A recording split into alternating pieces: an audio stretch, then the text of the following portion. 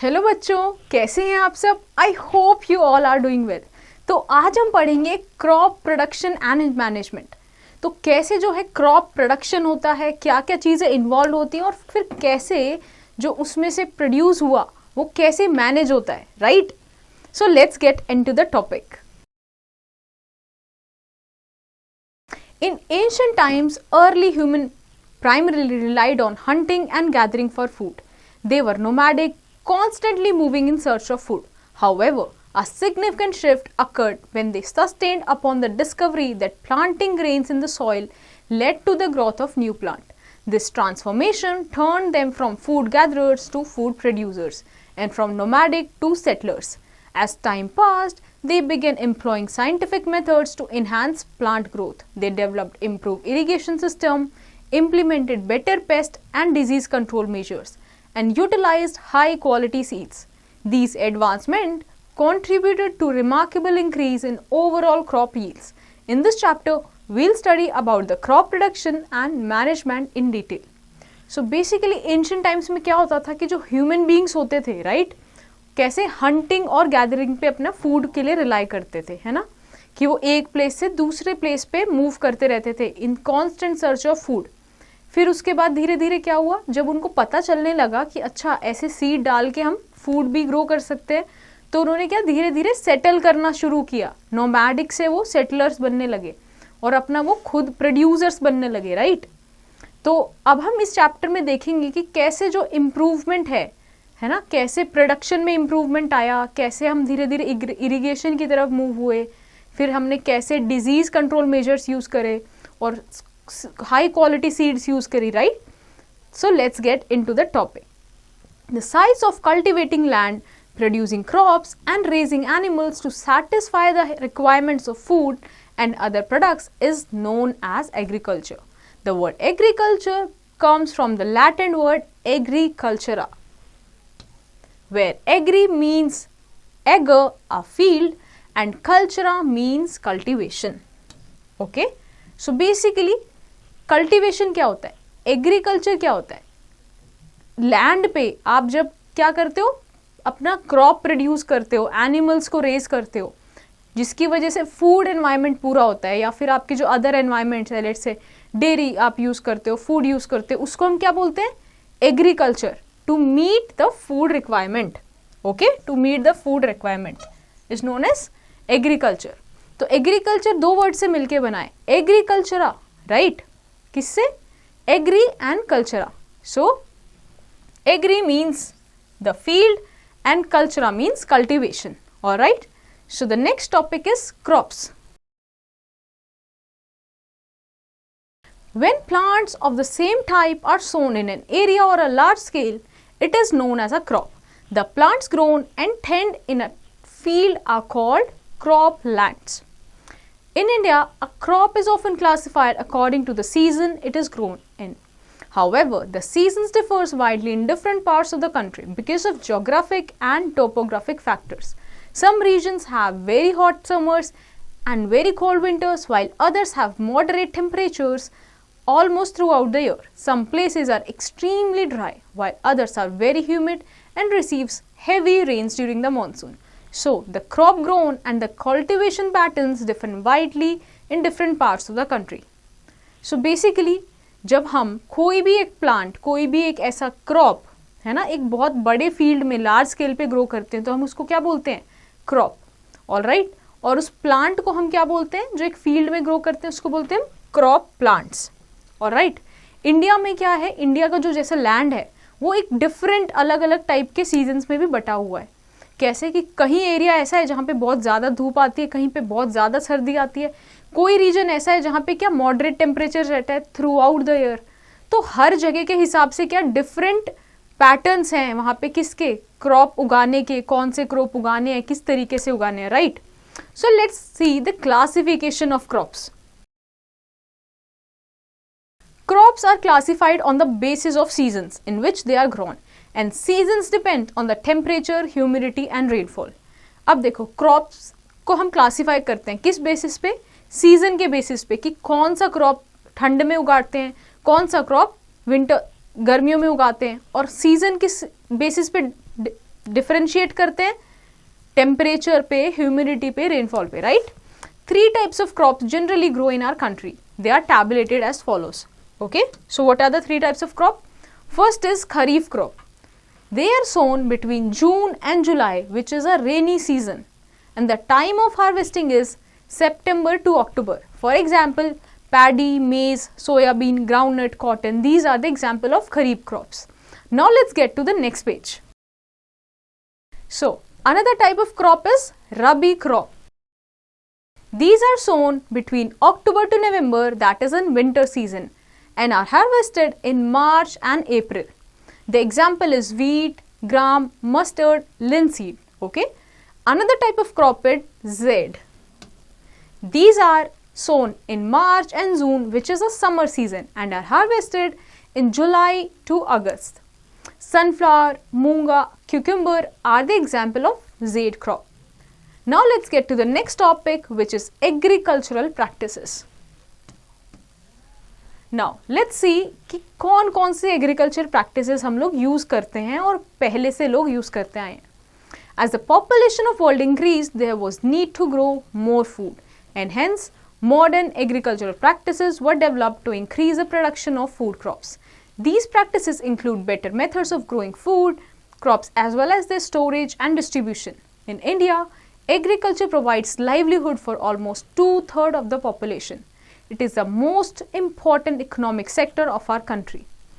अब देखो जैसे जैसे समय बढ़ता गया, पॉपुलेशन इंक्रीज होती रही, तो क्या फूड का डिमांड भी इंक्रीज होता रहा. इसीलिए क्या मॉडर्न एग्रीकल्चर प्रैक्टिसेस को अडॉप्ट करने का नीड आया, राइट, फूड प्रोडक्शन के लिए. तो कैसे हम बेटर ग्रोइंग फूड क्रॉप्स के लिए यूज़ कर सकते हैं, मेथड्स यूज़ कर सकते हैं, स्टोरेज मेथड कौन से यूज़ हो सकते हैं और बेटर डिस्ट्रीब्यूशन हो सके, राइट. इंडिया में 3/4 जो पॉपुलेशन है वो किस पे, एग्रीकल्चर पे डिपेंडेड है अपने लाइवलीहुड के लिए, राइट. तो ये एक बहुत बड़ा इकोनॉमिक सेक्टर भी बन जाता है. The process of cultivation of any crop is not only the sowing of seeds and harvesting of crop. It requires a series of activities spread over days or months, which are referred to as agricultural practice. So basically, अगर आपको कोई भी cultivation करना है किसी crop का, तो सिर्फ वो क्या एक बीज बोने से लेके उसको हार्वेस्ट करने तक खत्म नहीं होता. इनफैक्ट उसमें काफ़ी सारी एक्टिविटीज़ इन्वॉल्व होती है जो सिर्फ दिन नहीं बहुत सारे महीने इन्वॉल्व करती है, जिसको हम क्या बोलते हैं, agricultural practices. Now let's get to an information. The branch of agriculture that deals with various soil and climate condition is called agronomy. Okay, is called agronomy. तो ऐसी एग्रीकल्चर की ऐसी ब्रांच जो किससे डील करती है, डिफरेंट टाइप की soil से, क्लाइमेट कंडीशन से. The branch of agriculture that deals with the production of vegetables, fruits, flowers, decorative plant is known as horticulture. Okay. Agriculture की एक ऐसी ब्रांच जो किससे डील करती है, वेजिटेबल, फ्रूट्स, फ्लावर्स और डेकोरेटिव प्लांट के प्रोडक्शन से, उसको कहते हैं horticulture. Now let's see the steps of agricultural practice. For crop production following steps are taken. So what are these steps? What first is the preparation of soil. Okay, then sowing, improving soil fertility, irrigation, weed control, protection of crops, harvesting, threshing and winnowing, and then finally storage. So let's understand these agricultural practices in detail. So first come the preparation of soil. Before sowing the seeds, the soil of the field must be loosened and aerated so that the roots get able to penetrate deeper.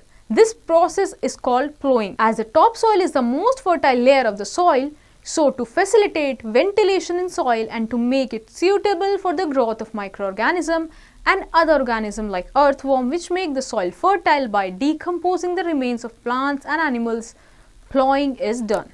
Okay, so सबसे पहले हम क्या करते हैं, prepare करते हैं soil को. ठीक है, उसमें क्या क्या इंक्लूड होता है, लूजन एंड एरिएशन. बेसिकली सॉइल को लूज किया जाता है, ठीक है, और ताकि उसमें क्या अच्छे से ऑक्सीजन भर सके. ये किस मेथड से करते हैं, प्लोइंग की मदद से करते हैं, राइट. तो बेसिकली क्या किया जाता है, जो टॉप सॉइल होती है सॉइल की, राइट, उसको वो सबसे ज़्यादा फर्टाइल होती है, तो उसमें क्या हम लोग वेंटिलेशन के लिए, ताकि वो वेंटिलेशन हो जाए, उसमें एयर आ जाए, इसीलिए क्या करते हैं हम उसमें प्लॉइंग करते हैं, राइट, ताकि, और उससे क्या हेल्प मिलता है, रूट्स अच्छे से डीपर पेनिट्रेट कर सकती हैं, राइट। अर्थवॉर्म क्या कैसे हेल्प करते हैं, जो भी उसमें डेड डी के मैटर होता है सॉइल में वो उसको क्या करते हैं, डीकम्पोज कर देते हैं, राइट। इसीलिए हम लोग क्या करते हैं, प्लॉइंग करते हैं। नाउ द प्लॉड फील्ड में have large soil clumps like crumbs which are further broken down into small pieces using a wooden or iron plank. This is called leveling.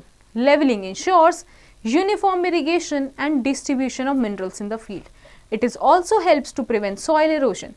So basically क्या होता है कि आप soil को उथल पुथल कर रहे हो, राइट, जो नीचे का सॉइल है उसको थोड़ा ऊपर ला रहे हो, जिसकी वजह से क्या होता है, एरिएशन होता है, right.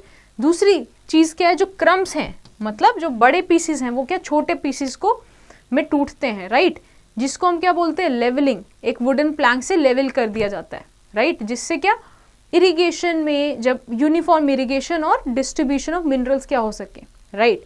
Sometimes manure is added to the soil before ploughing, this helps the proper mixing of the manure with the soil. कई बार प्लॉइंग से पहले क्या मैन्योर भी ऐड कर दिया जाता है ताकि एक यूनिफॉर्म डिस्ट्रीब्यूशन हो सके मैन्योर का। Now let's get into the next page. Next is implements used in plowing. Now let's see what are the various things that we used for plowing. What is? That is plow. The instrument used for plowing is called plow. In olden days, wooden plow was used, and nowadays iron plow is used. The wooden plow, the lower end of the plow called the plowshare, is made of a crooked shaped piece of wood fitted with a triangular strip of iron to form a tip. This is the main cutting blade of the plow that goes into the soil and breaks it up. The top end of the plowshare acts as a handle which allows the farmer to hold the plow.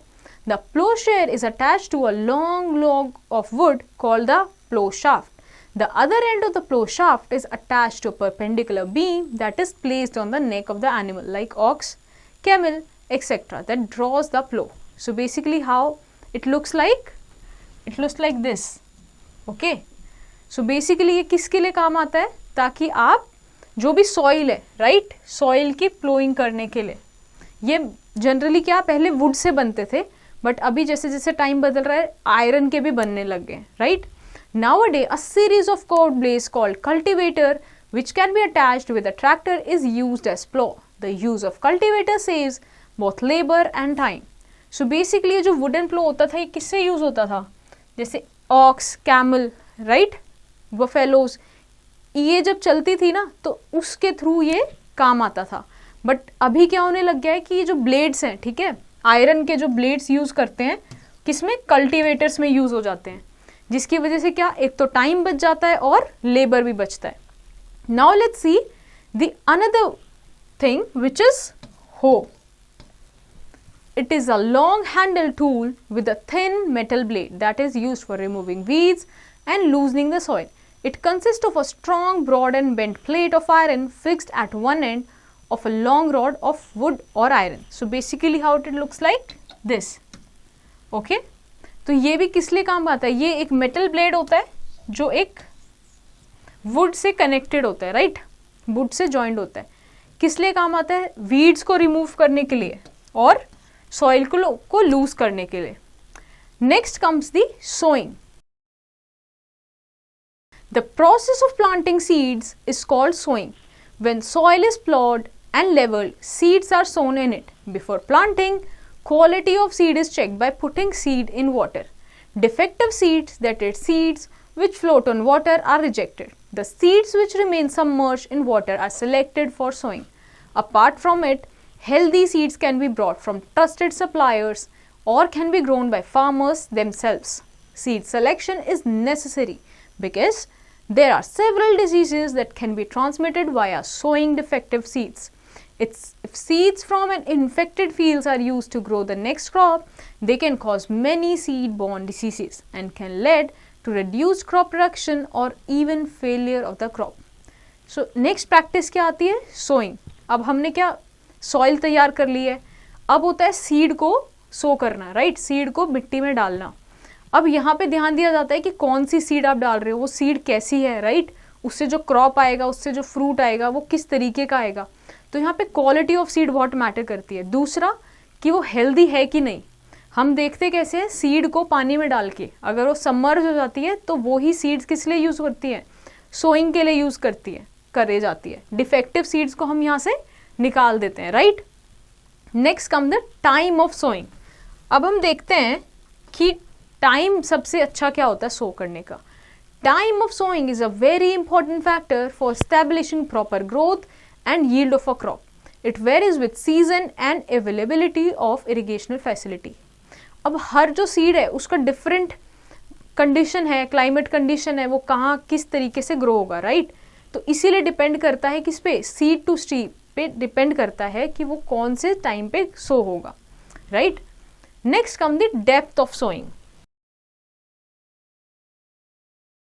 Depth of sowing is another important factor for establishing a good crop yield.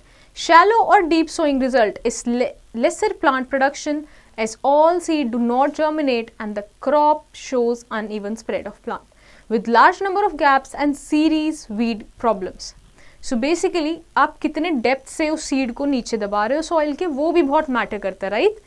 कुछ अब उस पे क्या depend करता है, crop कितना अच्छे से यील्ड देगा उस पे भी डिपेंड करता है। कुछ ऐसे सीड्स होते हैं जिनको क्या शैलो या फिर दूसरा क्या डीप सोइंग की जरूरत होती है, right. Again seed to seed depend करता है। So now let's get to a question, why do we need to irrigate fields well before sowing. तो इरिगेशन का क्या इंपॉर्टेंस है सोइंग से पहले का। So you have to find this answer. Now let's get to the next page. Now let's perform an experiment. So to separate damaged seeds from healthy seeds, what you will require? You will require a beaker, water and few seeds. What you have to do is put water in the beaker and add a handful of seeds in it. Leave the beaker undisturbed for some time and record your observation. You will observe that some seeds are floating on the surface of the water while the others have sunk to the bottom. So basically आपको क्या करना है, एक beaker में कुछ seeds डाल देनी है, राइट। और आप क्या देखना चाह रहे हो कि कौन सी सीड्स हेल्दी हैं। तो आप देखोगे क्या कि कुछ जो सीड्स हैं वो नीचे बॉटम में आ गई हैं और कुछ सीड्स अभी पानी के ऊपर ही तैर रही हैं, राइट। सो इससे आपको क्या समझ आया, some of the seeds were diseased और eaten from inside by the pest. These hollow seeds become lighter and float on the water surface. The healthy seeds are heavier and thus sink to the bottom. अब जो seeds float कर गई उसका मतलब क्या हुआ कि वो डिजीज्ड थी, राइट। वो या किसी ने पेस्ट ने उसको ईट कर लिया था अंदर से, इसीलिए वो हॉलो हो गई थी और इसीलिए वो पानी के ऊपर थी। बट जो हेल्दी सीड्स है वो हैवी होते हैं और वो सिंक करते हैं बॉटम तक, राइट। सो ऐसे हम लोग डिफ्रेंशिएट कर सकते हैं हेल्दी सीड्स को। Now let's go to the next topic which is implements used in sowing. Okay, तो कौन कौन सी चीजें जो सोइंग के लिए यूज होती है। ट्रेडिशनल टूल्स क्या थे, it is a funnel shaped implement having 2 or 3 pipes with sharp ends. Seeds are filled into the funnel with enter into the soil through pipes. Okay, तो देखो ये कैसे होता है, यहाँ पे funnels होते हैं, ये pipes होते हैं, राइट। और यहाँ पे क्या, जैसे जैसे फार्मर मूव करता है वो इसमें सीड डालता रहता है और ये फनल के थ्रू कहाँ पे, सॉइल में यहाँ पे ऐसे करके सो होते रहते हैं, all right. Next is seed drill. A seed drill has long tubes which are connected at the top with a funnel. The seeds are put in the funnel. The seed drill is tied at the back of the tractor driven plow. The seed drill allows farmers to sow seeds in a well-spaced rows at specific depths. In this method, since the seeds get covered by soil after sowing, the damage caused by the birds is prevented. So basically seed drill में क्या होता है कि एक funnel होता है जिसमें क्या आप seed डाल देते हो, right? तो जैसे जैसे ट्रैक्टर आगे मूव करता है तो यहाँ से ये फनल में से क्या होता है, सीड ड्रॉप हो जाती है किसमें, सॉइल में, और यहाँ पे क्या वेल स्पेस्ड रो में सीड ड्रॉप होती है. सिंस ये एक ट्रैक्टर के मदद से हो रहा है तो इसमें क्या होता है कि जैसे जैसे सीड सो होती है वो मिट्टी से कवर भी होती रहती है, जिसकी वजह से जो बर्ड से डैमेज हो सकता है वो बच जाता है, right. So now let's get to this exercise. You have to state true and false in front of these sentences. Now let's see the method used in sowing. So what are the various methods? First is broadcasting. This is an ancient method of sowing. In this method, seeds are sprinkled with hands into the prepared soil. The main disadvantage of this method is an unequal distribution of soil seeds in the field. So basically broadcasting method कैसे था? पहले farmers अपनी हाथों से ऐसे करके फैलाते थे, right? जैसे you can see in the picture also. But इसका एक डिसएडवांटेज लोगों को क्या लगा कि यहाँ पे अनइक्वल डिस्ट्रीब्यूशन होता है सीड्स का, right? Now let's go to the next page. Another method is transplantation.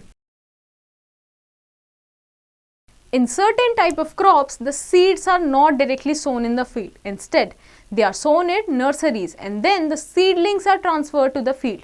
This process is known as transplantation. Transplantation is common in the cultivation of paddy and vegetables. During plantation, seedlings are planted in a well-prepared fields at a proper distance in rows. It ensures that only healthy plantlets are transferred to the field. Okay अब देखो transplantation में क्या होता है कि जो crop होता है, राइट, उसको जो भी क्रॉप ग्रो करते हैं, सीड को हम डायरेक्टली फील्ड में नहीं डालते, बट उसको पहले नर्सरीज में एक प्रॉपर जगह पे ग्रो कर लेते हैं. और जो वो एक पर्टिकुलर एक लेट्स से एक प्लांट डेवलप हो जाता है, फिर हम उसको कहाँ पे ट्रांसप्लांट करते हैं, मेन फील्ड में, right? They are then transplanted in the field. Okay, now let's get to an information. You know, plants require nutrition for their proper growth. It is found that 16 elements are required for growth of plant. On the basis of quantities required, the various elements need for plant growth can be classified into two types: macronutrients and micronutrients. Okay, so the mineral elements which are required by the plant in large amount are called macronutrients. They are required for growth of the plant body. They are 9 in number: carbon, nitrogen, oxygen, hydrogen, phosphorus, sulfur, potassium, magnesium and calcium are macronutrients. Okay? So basically plant क्या total 16 elements use करता है अपनी growth के लिए. उसमें से कुछ क्या है macronutrients हैं जो ज़्यादा use होते हैं. So these are listed here. So now come the micronutrients. The mineral elements which are required by plant in very small amount are called micronutrients. These are involved in the functioning of various plant enzymes. They are in 7 in number: iron, copper, zinc, molybdenum, manganese, chlorine and boron are micronutrients. Okay? So now let's get to our next topic, which is improving soil fertility. All plants depend on soil for receiving essential nutrients. The nutritional requirement varies from crop to crop.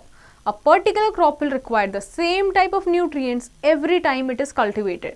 Therefore, if same crop is grown in a field over and over again, it will lead to deficiency of the particular nutrient consumed by that plant.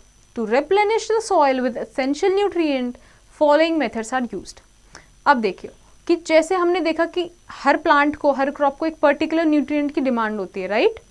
तो जैसे कि अगर आप एक ही field पे वो ही plant वापस again and again grow करते जाओगे तो क्या होगा, जो सॉइल होती है वो डेफिशिएंट हो जाती है वो पर्टिकुलर न्यूट्रिशंस के लिए, राइट? तो हम क्या करते हैं, फिर रिप्लेनिश करते हैं. वही हम इसके अंडर पढ़ रहे हैं कि हम कैसे सॉइल की फर्टिलिटी इंप्रूव कर सकते हैं. So first method is by adding manure. Manure is an organic material which is formed by microbial decomposition of plants and animal waste in pits at open places. Manure is less rich in nitrogen, phosphorus and potash than synthetic fertilizers and therefore must be applied in much greater quantities. The organic sludge from biogas plants and sewage treatment plants is also used as manure. So basically और manure क्या होता है, organic matter, जैसे plants और animals हैं, right? उनका जो waste है जब वो एक क्या होता है, डिकम्पोज हो जाता है, उसको हम क्या बोलते हैं, मैन्योर, राइट? ऑल्दो मैन्योर जो है वो एक जैसे नाइट्रोजन, फॉस्फोरस, पोटैश, इसमें ये सारी चीज़ें थोड़ी कम होती है, बट सिंथेटिक फर्टिलाइजर से बेटर होता है, राइट? तो सिंथेटिक फर्टिलाइजर्स भी बट यूज़ किए जाते हैं. इसीलिए क्या है कि हमें मैन्योर ज़्यादा डालना पड़ता है, राइट? क्योंकि इसमें चीज़ों की मात्रा नेचुरली थोड़ी कम होती है. Now Let's understand the advantages of manure. So first, it is rich in humus and thus improves the capacity of the soil to absorb and store water, thereby preventing soil erosion, right? तो manure का क्या importance है, ये बहुत ज़्यादा rich होता है किसमें, ह्यूमस में, जो सॉइल की कैपेसिटी इंक्रीज कर देता है एब्जॉर्ब करने की वाटर, राइट? जिसकी वजह से क्या होता है, सॉइल इरोजन नहीं होता, सॉइल ड्राई नहीं पड़ती, right? Next is the rate of releasing nutrients by manure to the plant is slow, hence it reduces the risk of damage to plants due to over use. अब देखो जो manure होता है वो क्या धीरे धीरे अपना जो न्यूट्रिएंट होता है वो प्लांट को स्लोली प्रोवाइड करता है, राइट? इसीलिए जो रिस्क है प्लांट डैमेज का due to what, over use, वो खत्म हो जाता है. Next advantage is it enhances the growth of friendly microbes. जो भी फ्रेंडली माइक्रोब्स होते हैं, सिंस जो मैन्योर है वो नेचुरल है, राइट? तो वो जो भी फ्रेंडली माइक्रोब्स होते हैं उनकी ग्रोथ में हेल्प करता है और उनको मेंटेन करता है. Next it aerates the soil by making it porous. दूसरी चीज़ क्या करता है, हमने देखा सॉइल में कितना इंपॉर्टेंट है एयर का प्रेजेंट होना, इसीलिए वो सॉइल को पोरस बनाता है, right? Now let's get to the next page. But there are some disadvantages of manure. What are these? The slurry of water and dung which after decomposition form the manure can cause environmental pollution as it releases the gas like CH4, CO2 and H2S. Alright? तो जो भी water और डंग से slurry बनती है, right, उसके decomposition के बाद, मैन्योर के डिकम्पोजिशन के बाद, वो एनवायरमेंट पॉल्यूशन भी कॉज कर सकते हैं because they release what, these gases.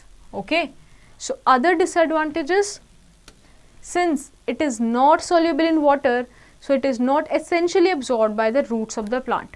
Okay, since ये क्या है, water soluble नहीं होता, तो क्या easily absorb नहीं कर पाते roots इसको.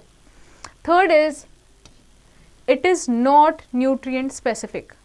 अब क्या होता है, जो fertilizers होते हैं वो तो आप specifically बना सकते हो particular nutrient के लिए, right? but जो manure होता है वो nutrient specific नहीं होता. It is what, again, bulky and hence difficult to store and transport, right? Transportation और storage में भी थोड़ा difficulty है.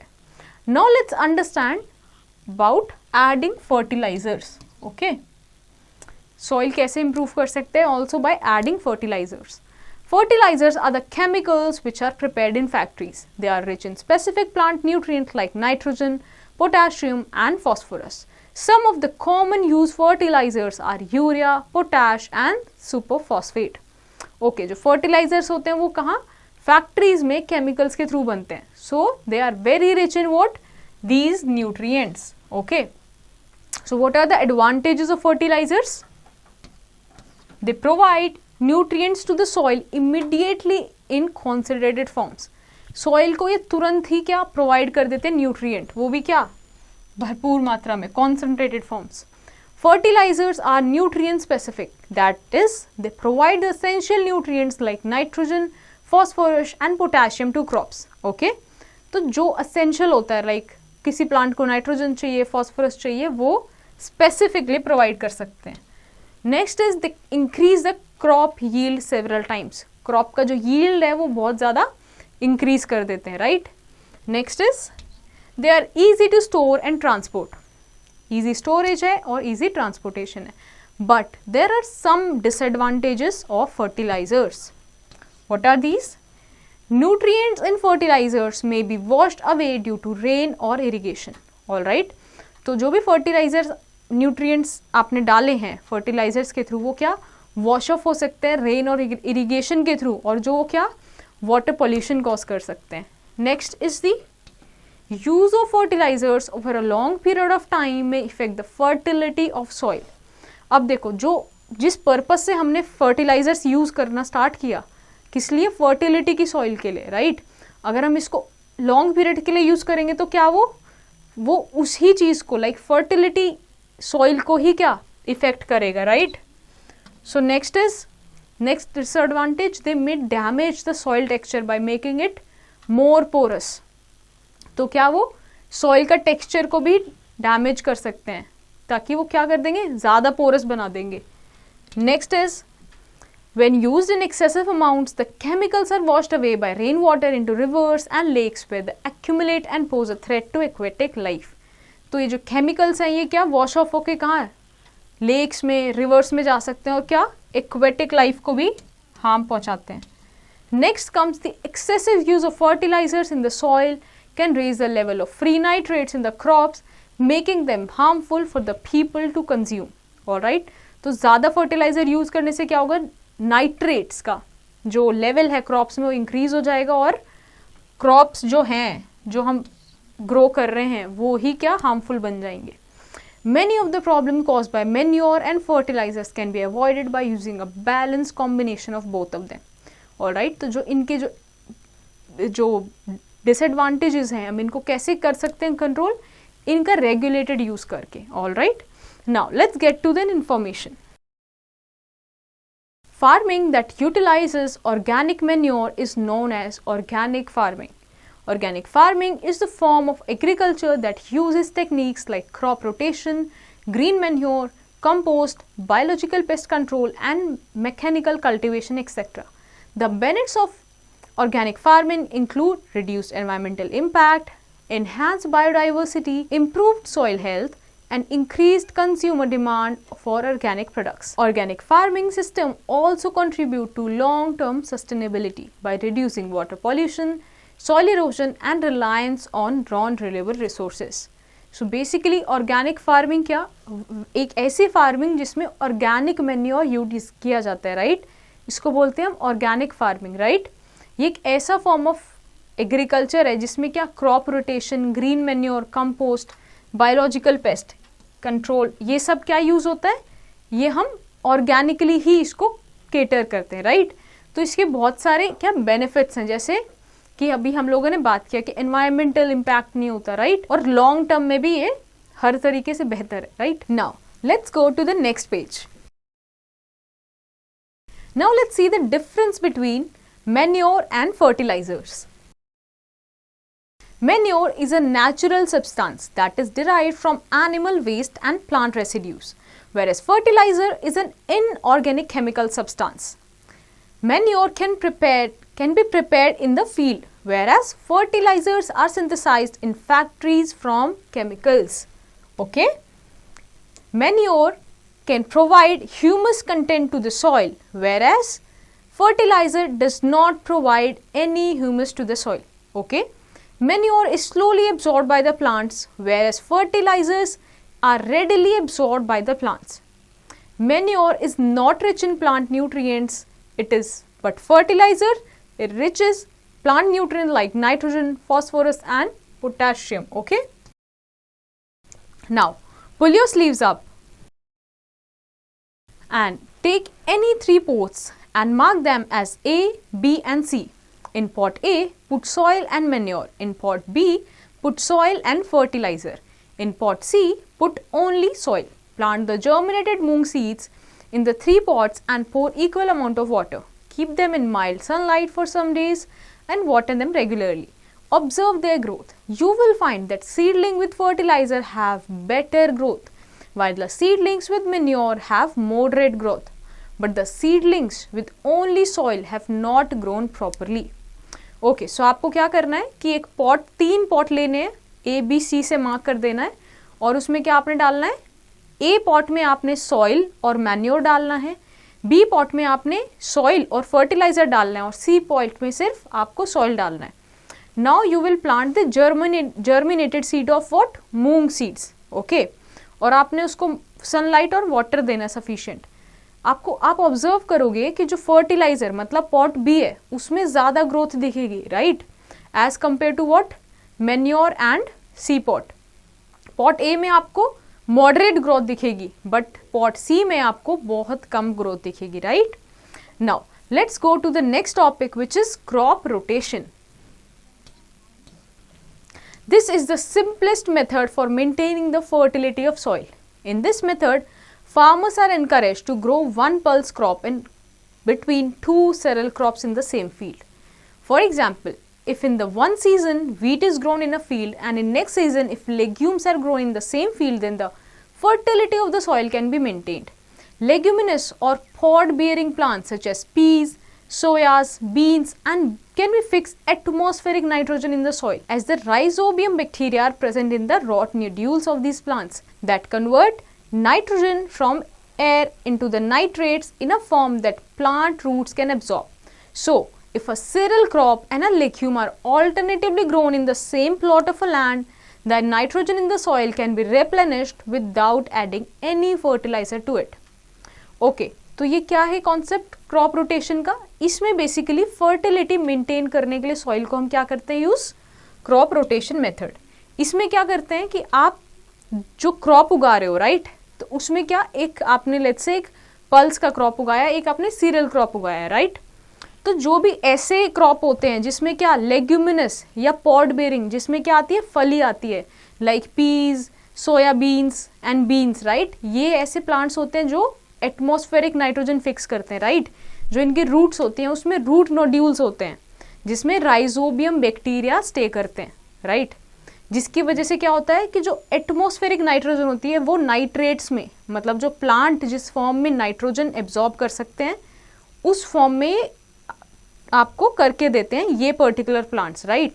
तो क्रॉप रोटेशन कहते हैं कि इसमें अगर आप दो प्लांट्स इस तरीके से उगाओ कि आपका जो फर्टिलिटी है सॉइल का वो मेंटेन होता रहे राइट, जो नाइट्रोजन है वो वापस से सॉइल में रिप्लेनिश होता रहे, तो उसको हम बोलते हैं क्रॉप रोटेशन. और ये एक अच्छा मेथड है without adding any fertilizer to soil. आप कैसे फर्टिलिटी ऑफ सॉइल मेंटेन कर सकते हो. Next is fallowing. Okay, sometimes soil becomes barren if crops are grown continuously, so to replenish nutrients it is left uncultivated for one crop season so that it can regain its nutrients and fertility. This process is called fallowing. अब again sir कई बार क्या होता है कि काफ़ी बार crop again and again grow करने पे क्या होता है कि जो सॉइल होती है वो इनफर्टाइल बन जाती है राइट. तो उसमें न्यूट्रिशन जो है रिप्लेनिश करने के लिए क्या किया जाता है, उसको एक सीजन के लिए छोड़ दिया जाता है ताकि वो नेचुरली जो है अपने आप को फर्टाइल बना ले. This process is called fallowing. Okay, there is one information that you must know. The practice of growing two or more crops on the same piece of land during the same year is called multiple cropping. This practice is advantageous because it utilizes the nutrients of the soil more effectively, resulting in the greater yield.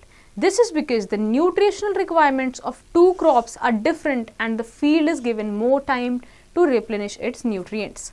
Okay, अब देखो multiple cropping में क्या होता है कि एक ही साल में दो या दो से ज़्यादा टाइप के क्रॉप्स आप ग्रो कर रहे हो राइट.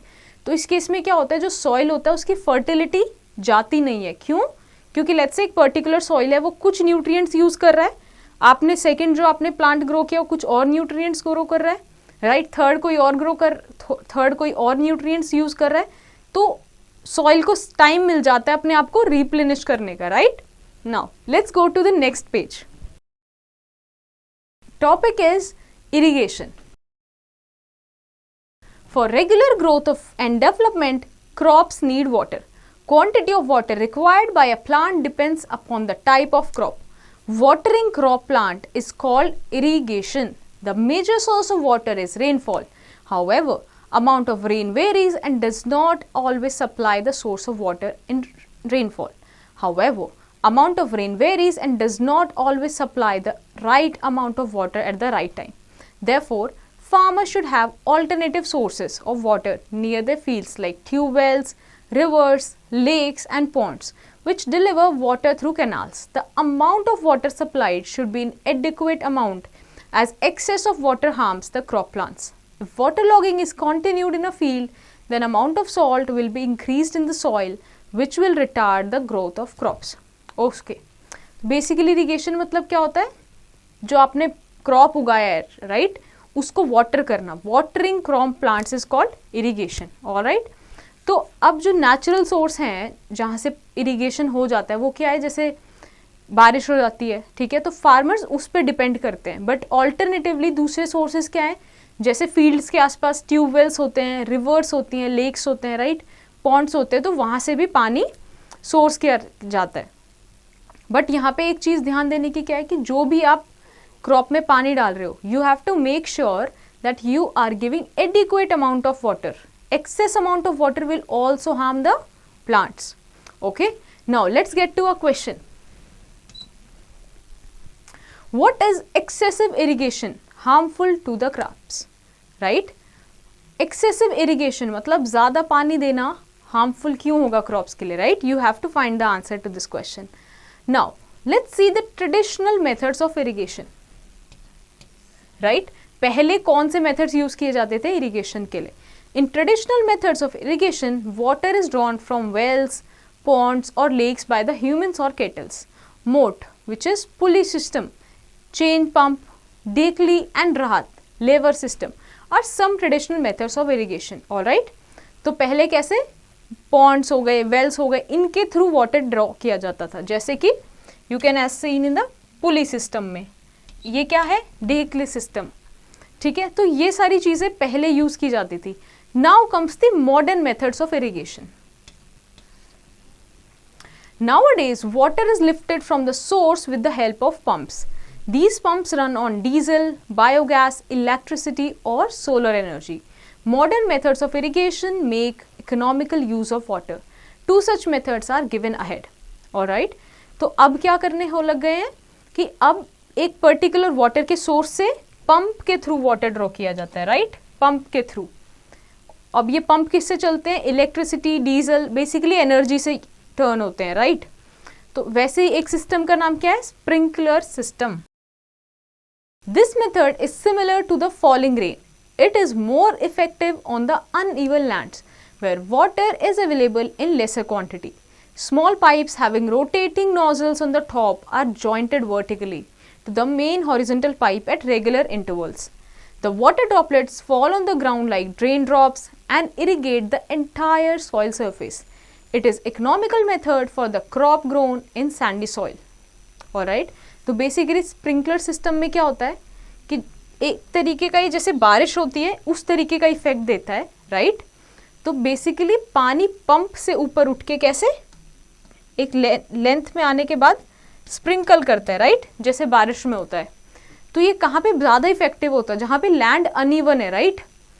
जहाँ पे लैंड अनइवन होता है वहाँ पे ये बहुत हेल्पफुल देता है. और ये क्या होता है? रोटेटिंग नोजल्स होती है तो ये हर डायरेक्शन में पानी जा पाता है. ओके, हर डायरेक्शन में पानी जा पाता है और हर एक एक चीज़ तक क्या पानी सॉइल तक पहुँच पाता है. ऑलराइट? सैंडी सॉइल में जो क्रॉप ग्रो होते हैं उनके लिए बहुत ही अच्छा मेथड माना जाता है. The another method is drip system. Drip irrigation is also known as trickle irrigation. When a field is irrigated, only a small part of the water used is actually taken up by the plants and rest is lost by evaporation. But in this method, water is made available only to a small area of the soil around the roots of the plants with the help of plastic tubes buried in the ground. Since the water drips slowly on the soil surface close to the roots, the loss of water by evaporation is considerably reduced. Alright, as the name suggests, drip system. Okay, it is also known as trickle irrigation. ठीक है, तो जो plant होता है उसके roots के areas पे, right, root का जो पार्ट होता है उसके कुछ आसपास के एरिया पे, कहाँ पे, सिर्फ वहीं पे पानी पहुंचाया जाता है. ठीक है, क्योंकि ऐसा देखा गया है मोस्टली जो हम प्लांट्स को पानी देते हैं वो मोस्टली इवेपोरेट हो जाता है. राइट, तो इससे क्या होता है पानी भी सेव होता है. All right, now let's see the advantages of drip system. So the first advantage, the drip system is a better manager of water in which the drip slowly penetrates the soil and saves water. All right, तो drip system में क्या होता है, बहुत अच्छे से management होता है किसका, वाटर का. स्लोली क्या पेनिट्रेट करता है सॉइल को वाटर, और इससे क्या होता है वाटर भी सेव होता है. Next come the drip can be focused exactly where they need to go. Okay,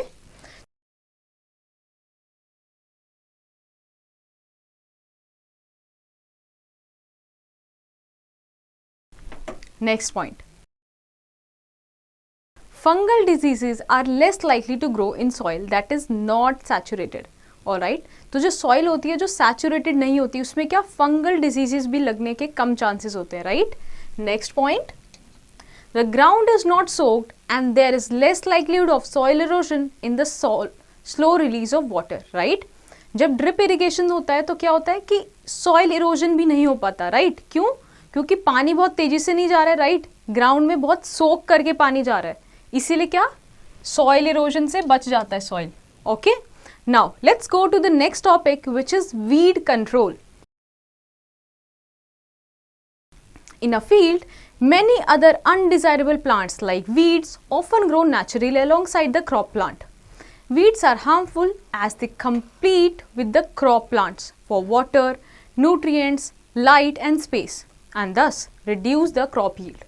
Some weeds produce seeds that are poisonous and may pose a serious health risk for animals and human beings if they get mixed with the seeds of the main crop. The process of removal of weeds is called weeding. Okay? तो basically क्या होता है, कई बार जो normal हमने crop plant grow किया है उसके अलोंग साइड वीड्स भी ग्रो करने लगते हैं. Weeds are what? Undesirable plants. ठीक है, अनडिजायरेबल प्लांट्स जो हमने डिजायर नहीं किया, राइट, वो प्लांट्स ग्रो करने लगते हैं. तो वीड्स कई बार क्या हार्मफुल भी होते हैं.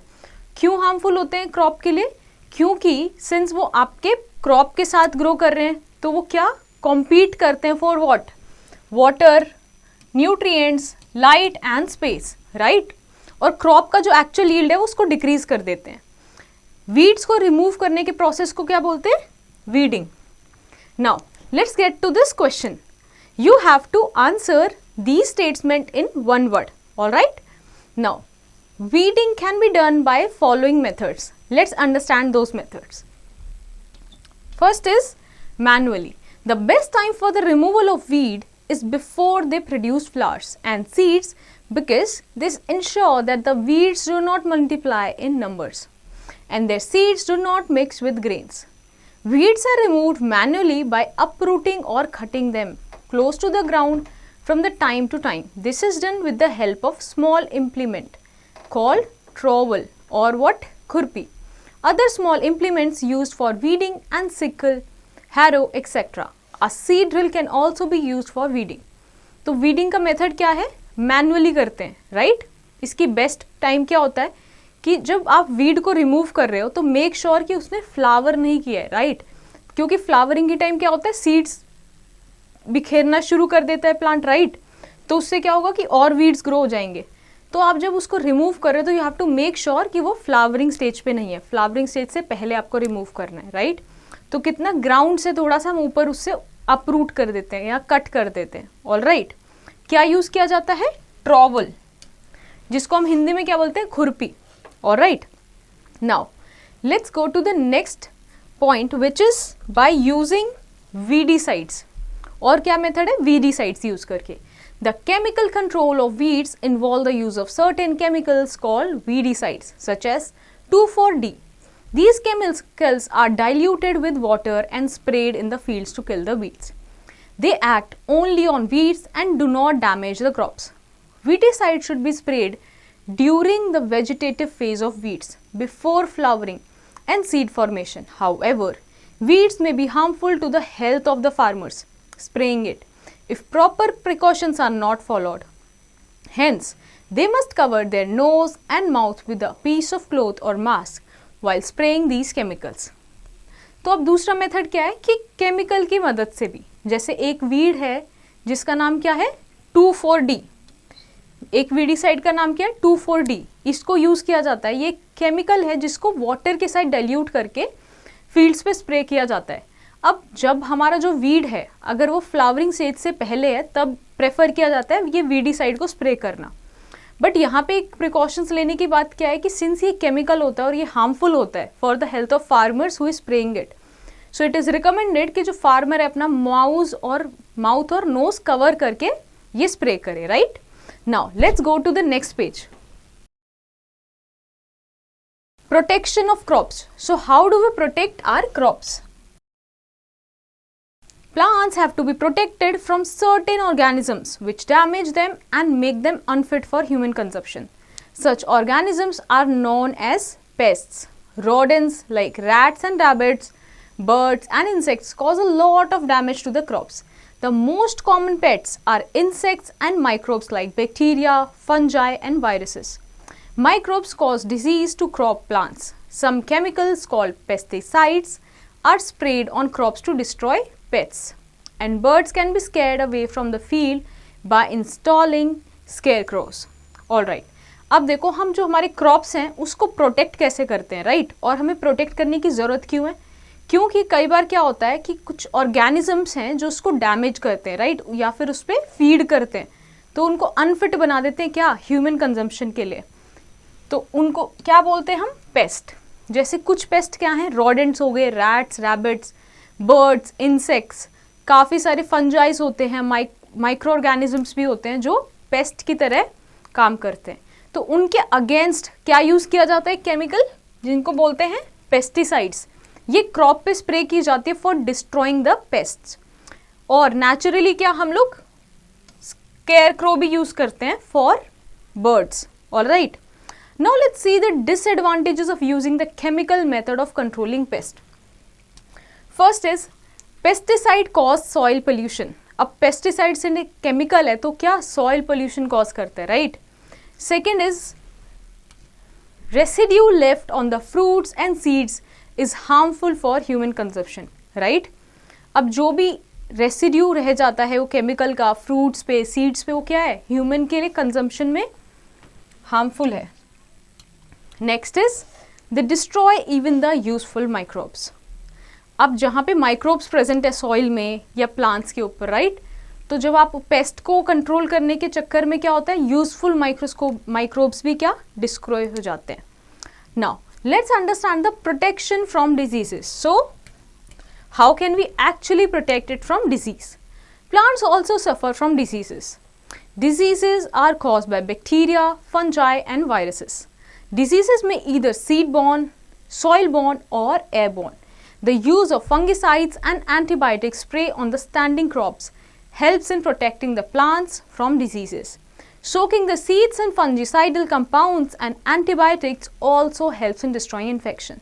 Breeding of disease-resistant seed varieties is also a method of protecting crops from diseases. अब कई बार क्या होता है कि जो प्लांट्स होते हैं वो भी क्या होते हैं, सफ़र करते हैं डिजीजेस से। Diseases which are cause by what, bacterias, fungi, viruses like. Alright, तो जो डिजीजेस होती है कहाँ से, जैसे सीड से हो जाती है, सॉइल से, एयर से हो जाती है सीड को। तो इससे बचा कैसे जा सकता है, तो हम प्लांट को फंजीसाइड से या फिर एंटीबायोटिक के स्प्रे से क्या करते हैं, इनको बचाते हैं, राइट? बट यहाँ पे क्या है कि जो भी सीड्स हैं वो कंपाउंड जो हमने फंगीसाइड्स में यूज़ किया है, वो एंटीबायोटिक्स में यूज़ किया है, वो उसको सोक कर लेती है और क्या उसको डिस्ट्रॉय करने में हेल्प करती है, राइट? या फिर हम क्या कर सकते हैं, हम ब्रीडिंग भी कर सकते हैं इस तरीके के सीड्स के साथ जो ऑलरेडी प्रोटेक्टेड है, right? There is one information that you must know. Integrated Pest Management (IPM) is a comprehensive approach to pest management in agriculture that aims to control pests effectively while minimizing the use of pesticides and reducing their environmental impact. By combining different pest management strategies and techniques, IPM helps reduce pesticide use, conserve natural resources, promote ecological balance, and support sustainable agriculture.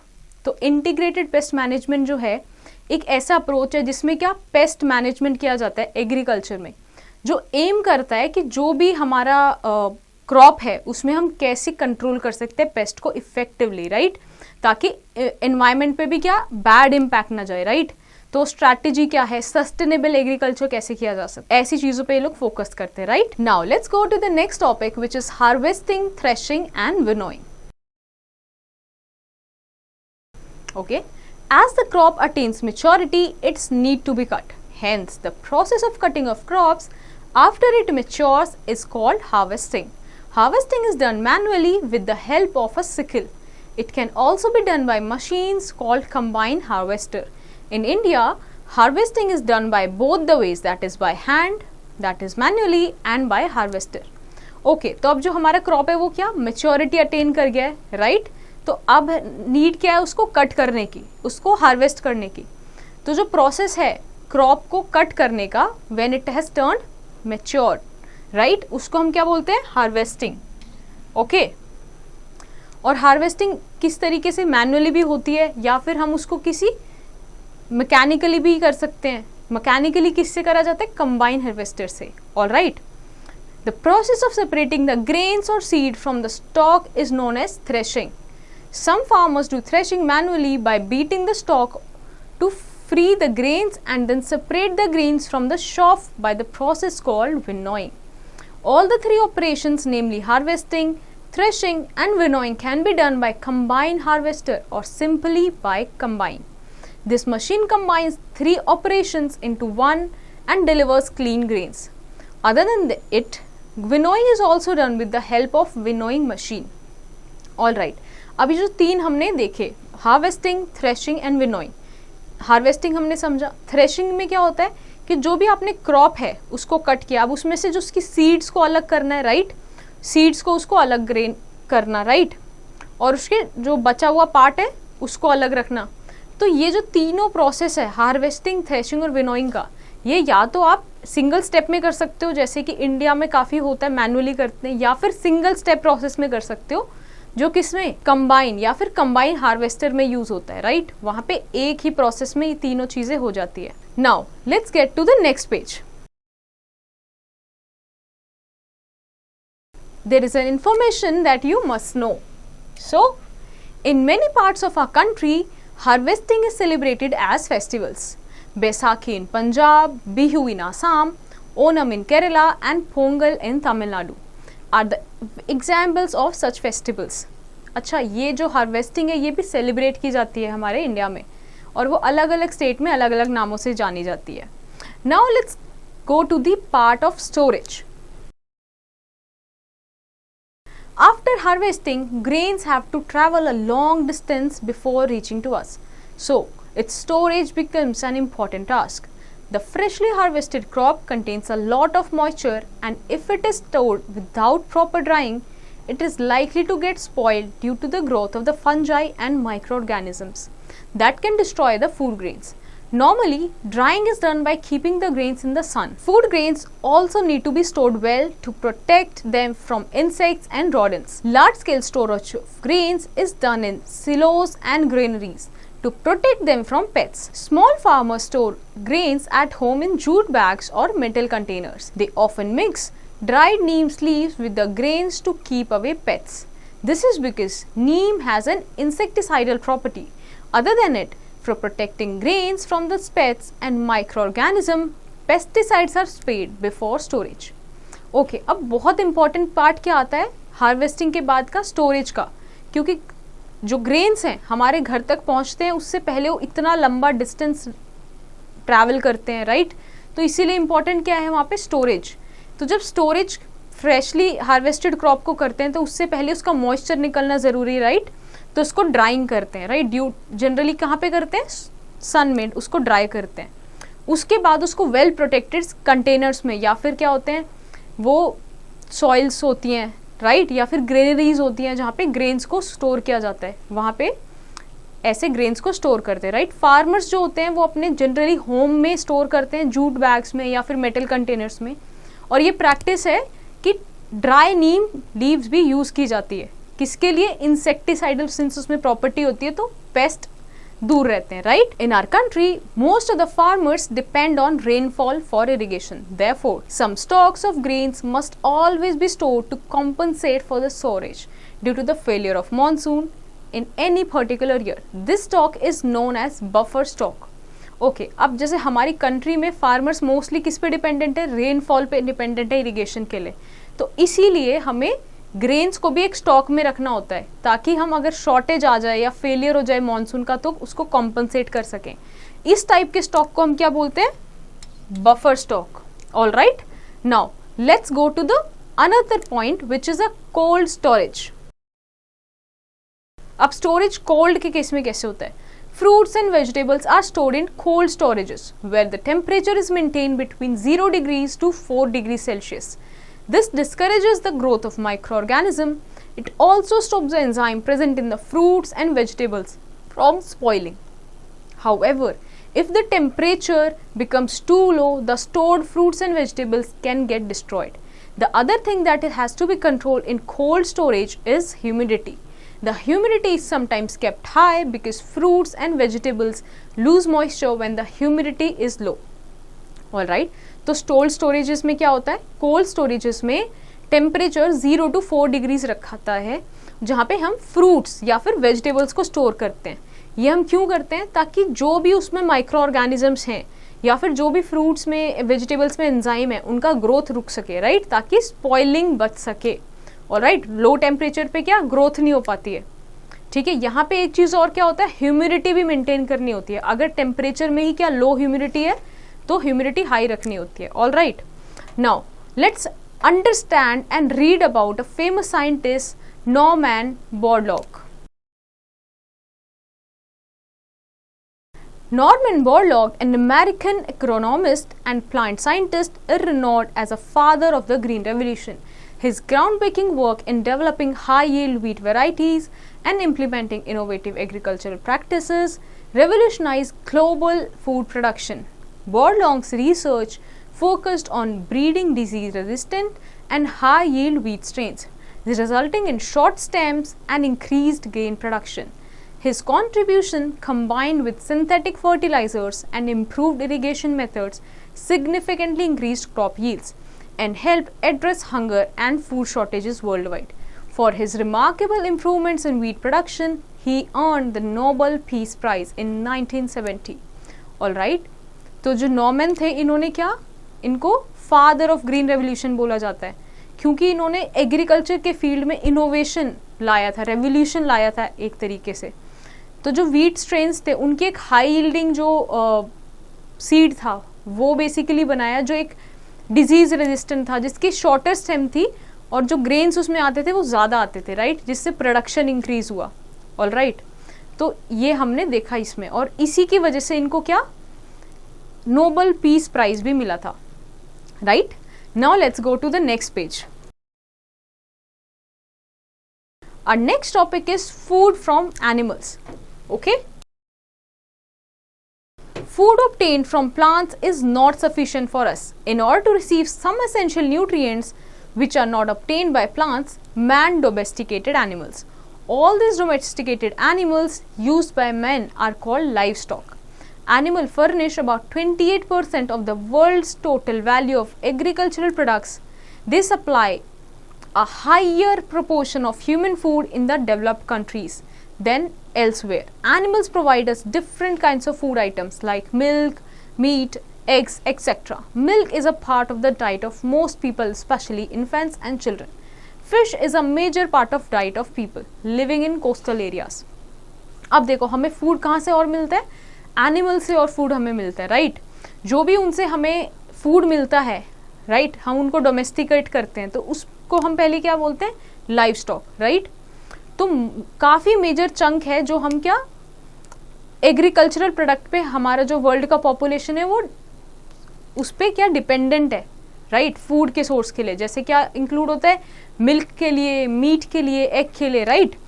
और milk तो एक dietary product है जो in fact infants और बच्चे बहुत ज़्यादा consume करते हैं, राइट. फिश कहाँ यूज़ होता है, जैसे कोस्टल एरियाज में, वहाँ पे the people use majorly fish, right. Hence, the agriculture practice of breeding and raising domestic animals by providing proper food, shelter and required care is called animal husbandry. Okay? तो basically क्या कि जहाँ पे हम agricultural practice करते हैं, breeding करते हैं, ठीक है, अपने डोमेस्टिक जो एनिमल्स हैं उनको रेज करते हैं, प्रॉपर फूड देते हैं, शेल्टर देते हैं, राइट. इस प्रैक्टिस को हम क्या बोलते हैं, animal husbandry. Okay, so cattle, sheep, hens, fish and honeybees are all reared animal under what, animal husbandry. Okay, so now let's go to the word finder. Agriculture, a branch of science that deals with the production of crops on a large scale. Crop, same type of plant grown in area on a large scale. Kharif crops, the crops which are sown in rainy season. Rabi crops, the crops which are sown in winter season. Zaid crops, the crops which are sown in summer season. Broadcasting, the ancient method of sowing seeds by sprinkling them with hands. Manure, the organic substance obtained from plants and animals' waste. Fertilizers, the chemical substances which are added to the soil to provide specific nutrients. Crop rotation, a technique that has been used to maintain the productivity of an agricultural land. Fallowing, the process of leaving the crop field uncultivated for one crop season. Irrigation, the process of watering plants in a field. Weeding, the process of removing weeds. Harvesting, the process which involves both cutting and gathering of mature crops. Threshing, the process of separating grains from the stalks. Now, let's take a look on these points. The crops grown and cultivation patterns differ widely in different parts of the country. Agricultural practices were developed to increase the production of food crops. On the basis of seasons, crops are classified as Kharif, Rabi, Zaid crops. The preparation of soil is the first and the most important step before sowing of seed. It involves the turning and loosening of soil by plowing. This allows roots of plants to penetrate deep into the soil. Sowing of this process of penetrating seeds which allow the seeds to be sown at right depth with the right space between them. Now let's go to the next page. Manure and fertilizers are substances that are added to the soil for healthy growth of plants. They provide nutrients to the plants. Crops can be protected from pests and diseases with the help of pesticides, and waste can be controlled by using weedicides. All the three operations, namely harvesting, threshing and winnowing, can be done by combined harvester. Proper storage of food grain is very important. Crops need to be protected from moisture, insects, rats and microorganisms. Food is also obtained from animals, and practice of breeding and rearing animal for this purpose is called animal husbandry. I hope ये chapter आपको अच्छे से समझ आया होगा. So based on your understanding, you have to do the following exercise in your homework.